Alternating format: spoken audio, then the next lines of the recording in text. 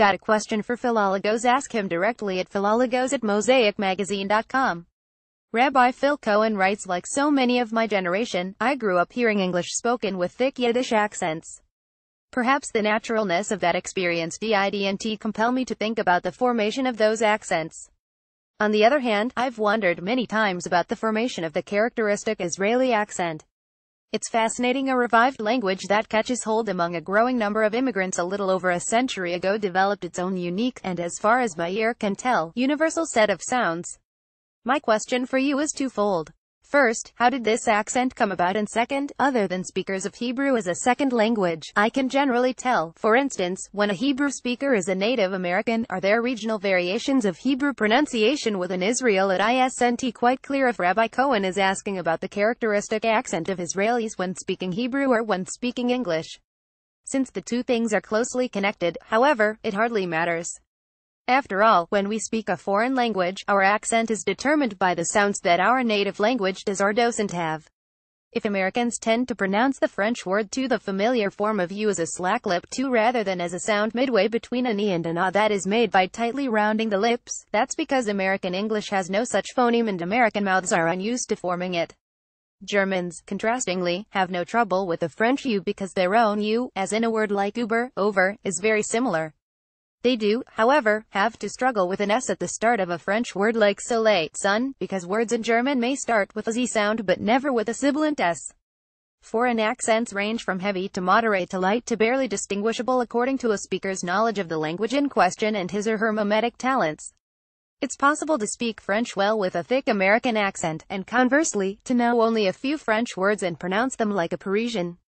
Although Gal Gadot, of Wonder Woman fame, has been complimented on her charming Israeli accent, that accent is so light as to have almost nothing detectably Israeli about it. One can tell that English was not Gadot's first language, but not what her first language was. Sign up for our email list. Get the latest from Mosaic right in your inbox. By contrast, the Israeli accent that Rabbi Cohen is asking about is the heavy type.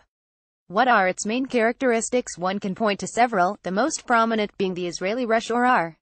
This consonant is articulated at the back of the mouth or, if one prefers, at the top of the throat by a slight vibration or trill of the uvula. Differing from the untrilled uvular French R by being softer and less raspy sounding, it closely resembles the R heard in most parts of Germany. If you can say Schrecklich Gerauber with a proper German accent, you have already mastered it.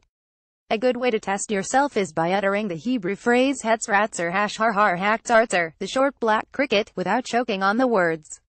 The flat American R, produced by raising the rear of the tongue to make contact with the back upper teeth, does not come easily to Hebrew speakers. Although Hebrew, like most European languages, lacks the voiced and unvoiced sounds of English, Israelis don't seem to find them as difficult as do many French and Germans, and don't typically say, even when their accent is heavy, "Sie sick book" or "Sie sin man."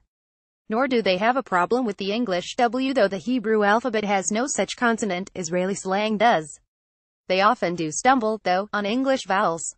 Because Hebrew has no vowel like the A in English bed, many Israelis say bed instead. Because in a word like tov, good, they front the O while contracting their mouth, their pronunciation of code will sound skewed toward cod. And because Israeli Hebrew doesn't have an I like that of hit, this word will, spoken by some Israelis, sound a bit like heat. Paradoxically, though, because Israeli vowels are shorter in length than American ones, heat will also sound a bit like hit. And so, if you have a thick Israeli accent and have been invited to a Thanksgiving dinner, you might say what would sound to your host like, "I am very happy to meet you and your family in your home." Although this accent is, as Rabbi Cohen says, unique, it isn't terribly different from a Yiddish one. Nor is that surprising. The population that took to reviving spoken Hebrew in Palestine in the first decade of the 20th century was composed largely, though not entirely, of native Yiddish speakers. While one commonly speaks of the Sephardi nature of Israeli Hebrew as opposed to the Ashkenazi Hebrew of Yiddish-speaking Eastern Europe, that statement needs to be qualified. It is true that, as a result of Ashkenazi and non-Ashkenazi contact in Palestine, certain sounds in Ashkenazi Hebrew were replaced in revived Palestinian Hebrew by sounds used by the Jews of Southern Europe and the Middle East. The final S in many words became T, the Kamatz or Ashkenazi A vowel became A, the syllabic stress moved to the end of the word, and so forth. Thus, for example, Ashkenazi Torah Torah became Proto-Israeli Torah, Ashkenazi Shabbos became Shabbat, and Ashkenazi Rosh Hashanah became Rosh Hashanah.